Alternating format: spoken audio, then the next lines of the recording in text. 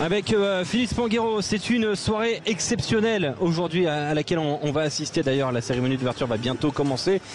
Mais il y a beaucoup de choses qui jouent ce soir, Philippe, avec notamment une économie qui s'est mise en place autour du Stade de France. Philippe, c'est une soirée à combien de millions d'euros ce soir? Alors, c'est très difficile de ventiler le budget global de l'organisation sur cette cérémonie d'ouverture et ce match ce soir. En tous les cas, c'est un événement monstrueux. C'est plusieurs centaines de millions d'euros de budget. 3 fois supérieur à ce qu'avait coûté la compétition en 2007 en termes de retombées c'est pas l'inflation ça seulement, c'est pas seulement l'inflation. Non, x3 non. en termes de chiffre d'affaires attendu, en quelques chiffres pour parler aussi du rayonnement touristique, on parlait de l'importance de cette cérémonie d'ouverture qui nous attend et Nicolas parlait de l'enjeu aussi du rayonnement de la France. C'est 600 000 visiteurs étrangers attendus pendant cette compétition.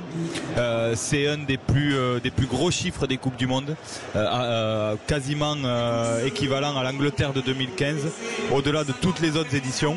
Et puis en termes de retombées économiques pour l'économie française directement, c'est plus de 2 milliards d'euros attendus de revenus liés à ces spectateurs et à cette vie autour de cette Coupe du Monde. Donc les enjeux ils sont colossaux. On ne va pas comparer la Coupe du Monde de rugby aux Jeux Olympiques, on en a déjà parlé un petit peu tout à l'heure, mais c'est vrai que le rapport gain-investissement, il est très intéressant dans cette Coupe du Monde de rugby puisqu'il y a eu besoin de très peu d'investissement d'infrastructures. Les stades étaient là, prêts à accueillir cette compétition. On s'est servi beaucoup de l'Euro 2016 aussi. On s'est servi beaucoup de l'Euro 2016. Donc aujourd'hui, le rapport investissement-retombé dans l'économie française, il est très très bon. Contrairement aux Jeux où le niveau d'investissement en termes d'infrastructures est colossal. Donc c'est une belle édition économique qui est censée nous attendre. Elle est censée nous rapporter de l'argent quand même? Alors là on parle de l'économie française et de l'enjeu pour la France d'accueillir l'événement, pour le pays.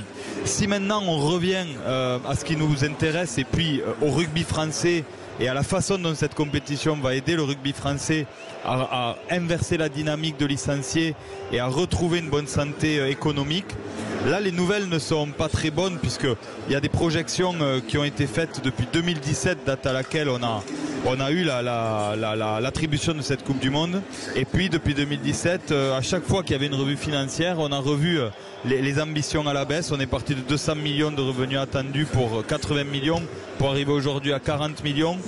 En marge de l'organisation et du GIP a été créé un GIE, un groupement d'intérêt économique, pour porter la commercialisation des hospitalités qui devait au départ rapporter un peu plus de 110 millions et puis finalement 40 millions et puis 17 millions et au final cette structure va perdre un peu d'argent.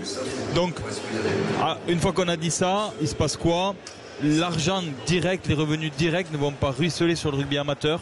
L'enjeu pour la Fédération française de rugby, c'est de capitaliser en image, de ramener des enfants et des licenciés dans nos clubs pour trouver cette dynamique et puis derrière capitaliser sur l'image de cette équipe de France et de ses joueurs pour aller chercher des revenus additionnels en termes de marketing, de merchandising, voilà, pour surfer sur cette lancée parce qu'on sent quand même cet engouement populaire. Il n'y a jamais eu autant d'affluence dans les stades en top 14 et depuis quelques années avec cette équipe de France qui nous fait rêver.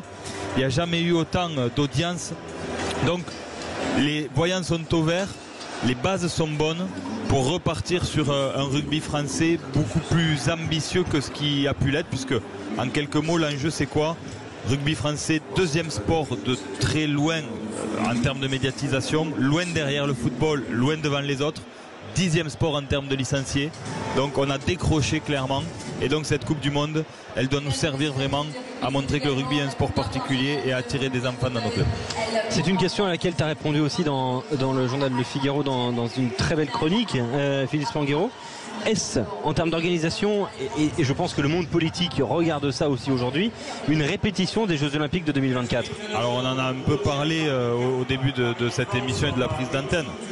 j'ai dit assez clairement que cette notion me dérangeait. Entendre des politiques nationaux, la ville de Paris, dire qu'on attendait beaucoup de cette Coupe du Monde de rugby pour se roder pour les Jeux Olympiques, ça me dérange. C'est dénigrer quelque part cet événement qui est le 4e événement sportif au monde en termes d'audience. Derrière, je le rappelle, les Jeux Olympiques, la Coupe du Monde de foot et puis le Tour de France. Donc on parle quand même d'un événement majeur. Le rayonnement de la France, il est sur la table aujourd'hui en termes d'enjeux. Donc on ne peut pas dire on s'est loupé mais on va rayonner sur les Jeux, ça ne marche pas. On voit déjà sur ce premier match tout un tas de petits loupés qu'il faudra rectifier très vite parce que non, je suis formel avec ça. La Coupe du Monde de rugby, vu les enjeux économiques dont je viens de parler avant, le niveau d'investissement de l'État et de la Fédération française de rugby ne peut pas être une répétition des Jeux.